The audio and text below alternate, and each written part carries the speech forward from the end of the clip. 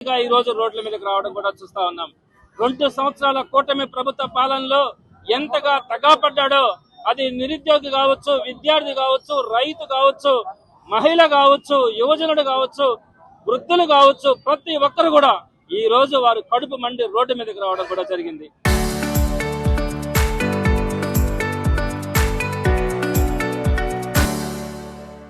నిన్నగాక మొన్న చూసాం, నిరుద్యోగుల కడుపు కొట్టి వాళ్ళ ఉద్యోగాలను కూడా అమ్ముకున్నటువంటి ప్రభుత్వం స్వాతంత్రం వచ్చిన తర్వాత ఏ రోజు కూడా ఈ దేశంలో ఏ రాష్ట్రంలో కూడా మనం చూడని విధంగా డిఎస్సిలో కూడా నిరుద్యోగులకి వారందరికీ కూడా అన్యాయం చేయడం కూడా జరిగింది. అదేవిధంగా విద్యార్థులకు వచ్చేటప్పటికి ఫీజు రియంబర్స్మెంట్ విడుదల చేయకుండా ఈ రోజు విద్యార్థులందరినీ కూడా రోడ్డు మీద పెట్టేటువంటి పరిస్థితి.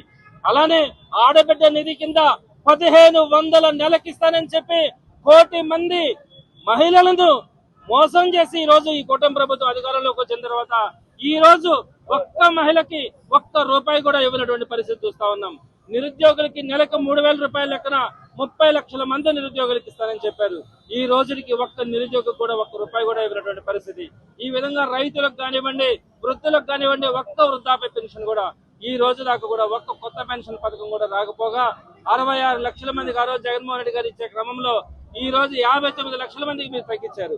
కొత్తగా ఒక్కడి కూడా రాలే. 50 ఏళ్ళకి పెన్షన్ ఇస్తానన్నారు, అది కూడా ఇవ్వాల.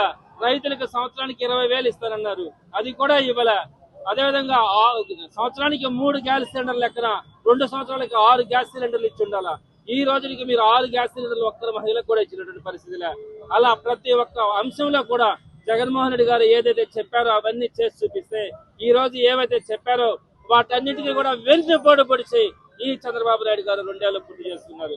ఈ రోజు ప్రజలందరూ కూడా ఎదురు చూస్తా ఉన్నారు, ఎప్పుడెప్పుడు మరలా ఎన్నికలు వస్తాయి, జగన్మోహన్ రెడ్డి గారిని మరలా ముఖ్యమంత్రిగా చేసుకోవాలా, అందరి జీవితాలు బాగుపడతాయని ఈ రోజు ప్రజలందరూ కూడా ఆక్రోధించేటువంటి పరిస్థితి.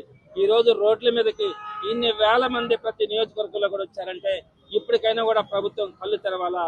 రాబోయే రోజుల్లో ఈ ప్రభుత్వం చేస్తున్నటువంటి మోసం, కుట్ర, వెన్నుపోటు, ద్రోహం వాటన్నింటినీ కూడా ప్రజల గొంతుకుగా ప్రజల ముందుండి నిలబడి ఈ ప్రభుత్వాన్ని నిలదీయడం కూడా జరుగుతుందని ఈ విధంగా హెచ్చరిస్తా ఉన్నారు.